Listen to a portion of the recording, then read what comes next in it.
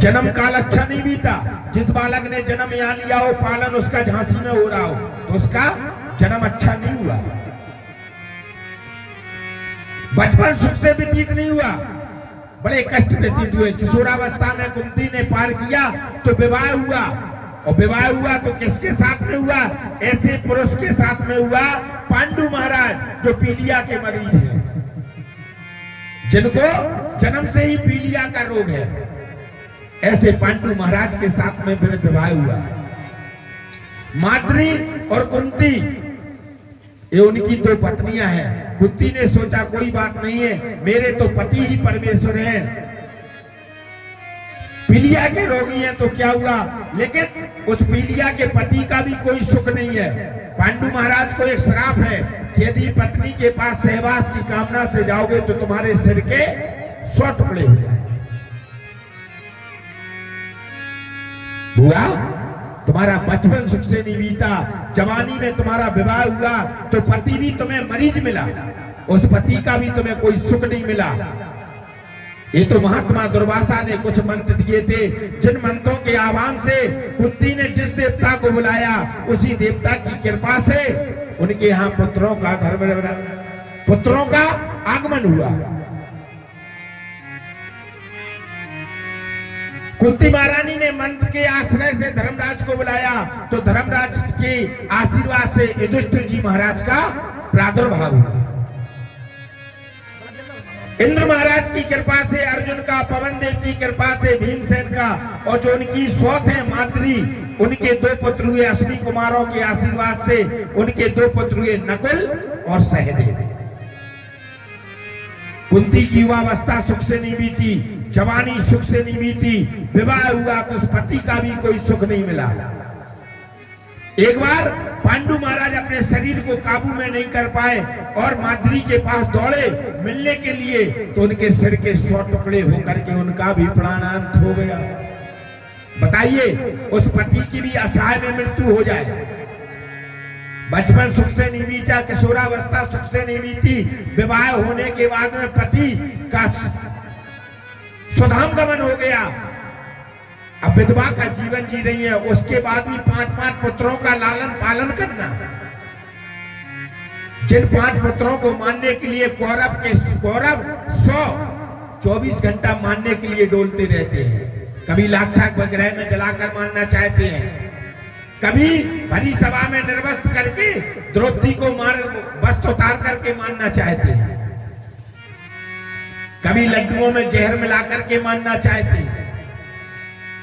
बताइए, कुंती महारानी के जीवन में सुख कहां मिला? और आज बुआ तुम्हारे बालक भारत के राजा बने हैं, धर्मराज युधिष्ठिर, वो आज मांगने की बारी आई तो बुआ तुमने सहज भाव से कह दिया कि हमें फिर से दुख दे दो, और तुम बार बार कहने लगी क्या कि विपदा संतु न शश्वत। हे गोविंद, हमें केवल विपदा ही चाहिए। आज तुम्हारे बालक भारत के राजा बने हैं, विजय श्री मिली है, और तुमने आज मांगा तो झोली पसार करके एक ही चीज मांगी, केवल दुख। बुआ, दुख भोगते भोगते तुम्हारा पेट नहीं भरता है। तो कुंती महारानी कहने लगी बड़ी सुंदर बात, क्या? भोली सुख के माथे सिल पड़े, और जो हरि हृदय से जाए, और बलिहारी बा दुख की, जो पल पल नाम जपाए। ऐसे सुख के ऊपर हम सिल पटक देंगे। सिल को जानते हो, जिसमें मसाला पीसा जाता है, वो सिल कही जाती है। तो कुंती महारानी क्या कह रही? बोले सुख के माथे सिल पड़े, जो हरि हृदय से जाए। ऐसे सुख को हमें नहीं चाहिए जिससे परमात्मा ही हम भूल जाए। बलहारी व दुख की, जो पल पल नाम जपाए।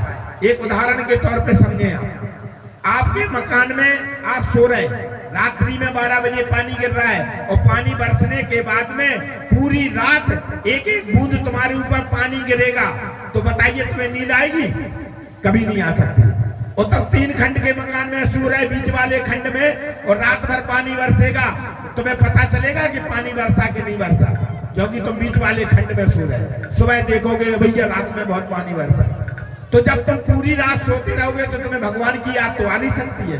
और जब तुम कच्चे मकान में सोगे, रात भर पानी तुम्हारे सिर पर गिरता रहेगा, तो तुम पूरी रात कहोगे हे भगवान पानी रुक जाए, हे भगवान पानी रुक जाए, हम सो लें थोड़ा। ईश्वर को पूरी रात स्मरण करोगे। तो कुंती महारानी कितनी अच्छी बात कहती हैं, बोली महाराज सुख के माथे सिल पड़े जो हरि हृदय से जाए, वो बलिहारी व दुख की जो पल पल नाम जपाए। ऐसे दुख से अच्छा कुछ नहीं है जिससे हम भगवान का ध्यान तो करते रहे। और हनुमान जी महाराज तो कह रहे हैं, गोस्वामी तुलसीदास जी ने बड़ी सुंदर बात कही कि कहे हनुमंते बेपते प्रभु सोई, और बोले जब तब भजन न सुमिरन होई। हनुमान जी महाराज कह रहे हैं कि विपत्ति पर विपत्ति आती है तभी भगवान का भजन होगा। तुम्हारे पास अरबों खरबों की दौलत रखी हो, बताओ तुम मंदिर में जाकर के 1 घंटा आरती करोगे? कभी नहीं करोगे, क्योंकि तुम्हारे वाहन इतने चल रहे, इतनी फैक्ट्रियां चल रही कि तुम 1 घंटा स्तुति गाओगे, 2 अगरबत्ती लगाओगे, खटाक से चले जाओगे। और तुम्हारे यहाँ खाने के लाले होंगे तो तुम भगवान के सामने घंटों बैठ करके माला करोगे, घंटों जप करोगे, घंटों रोगे कि हे प्रभु हमारी भी सुन लो। तो सुख के माथे सुख सिल पड़े तो हरि हृदय से। कहने का तात्पर्य है कि अब सबसे बड़ी विपत्ति वो है जो ईश्वर को भूल जाए, और सबसे बड़ी संपत्ति वो है जो ईश्वर को स्मरण करे। कि विपदो नहीं विपदा, संपदो नहीं संपदा, विपत्ति नारायण स्मृति, संपन्न नारायण स्मृति।